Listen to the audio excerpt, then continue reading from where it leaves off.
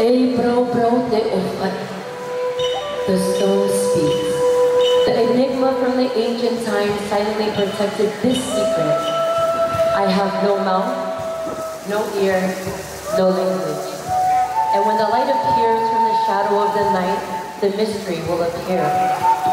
I am the imprint of the earth, the imprint of woman, imprint of the ancestors, imprint of the warning, imprint of the sea. Then I will reveal myself, stone that I am, a storyteller. This is where our Pupuna conceive existence, their world and their beliefs. Basalt stone, rocky stone, limestone. Everything had meaning. Everything was life. That's how Opa Ibonu bore the genealogy of his migrations when the Opa Ipahu resonated with the strokes of the Oti leaves. Stone that I was, become sacred and famous beyond the seas. But how insignificant stone I became in the eyes of the Ma'o. What's going on? In my island, at the bottom of the valley, resound stones under the blows of the chisel.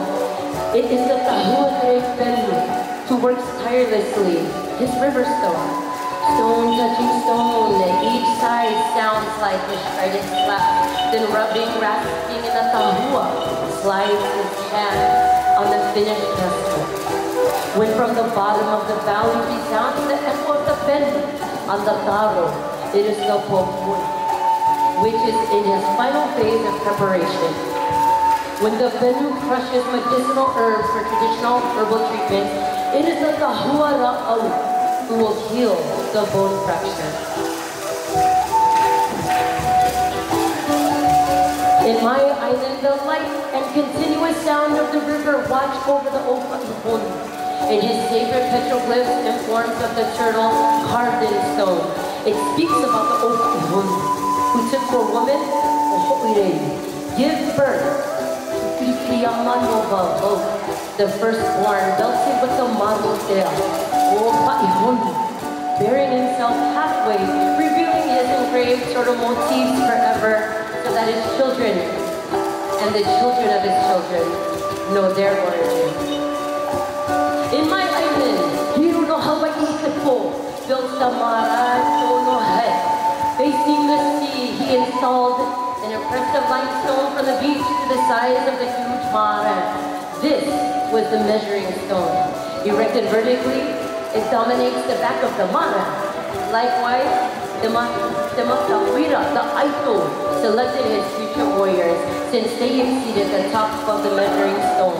The Matawira leaned against it, watching for the possible arrival of the enemies coming from the sea by the path of Matawira.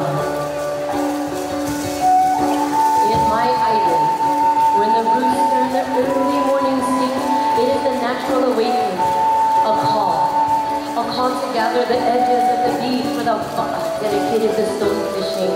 Or stone fishing are being prepared under the guidance of the Tahua Taukan. A noisy animation at the beach brings young people violently twist the coconut palms with whistle in each rotation while the silence of the rowers over the fa'a reigns over the lagoon.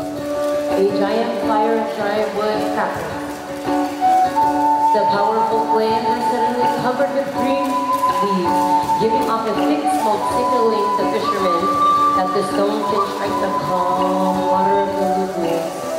Like an army of warriors, the stone is firmly attached to the more ropes, splashed with the roar and a coordinated movement of the fa'a.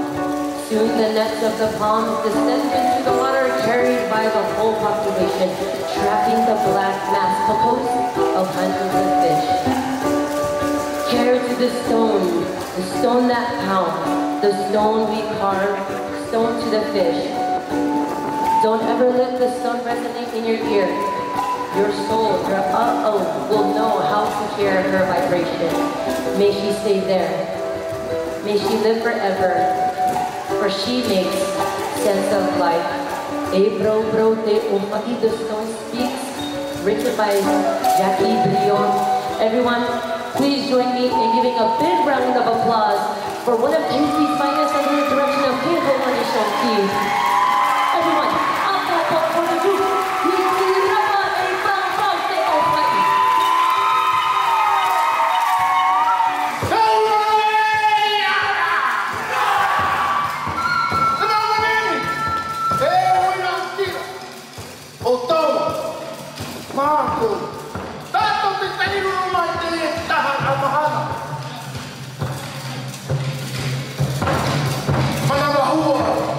Dotação Pareira.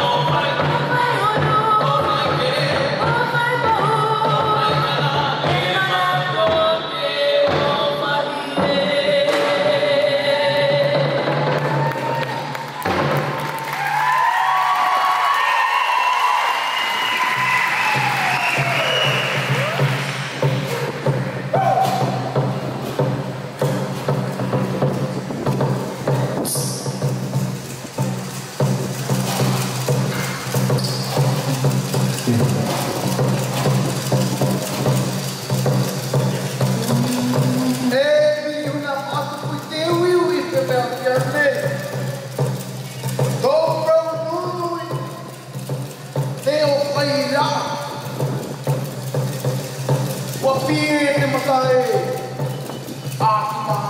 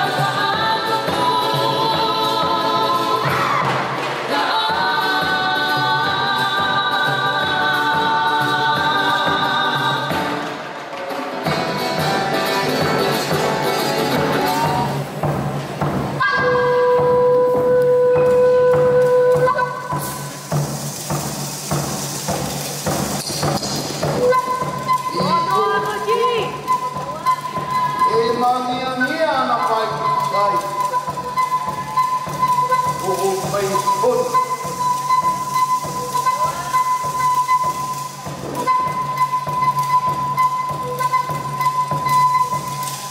Wamuhuti mau tuwa aku pula. Ini kita lagi ho. Ini ay tuwa ay. Ho ako pa atakuwi atak. Ho ay hon. Ay tao. Ya ako daw.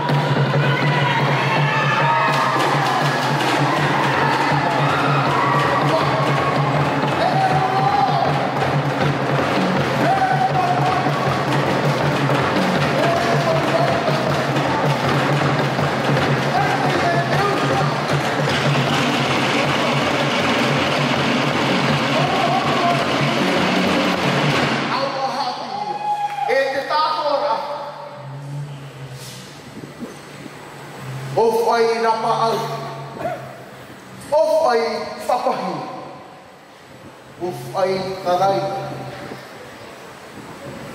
ofai kautai. E iaha e haapeno i te prauto taria, a uiheritu a au. E reira, tōna unahora. E iaha te prauto e whai, ia mai mū o le whaaho.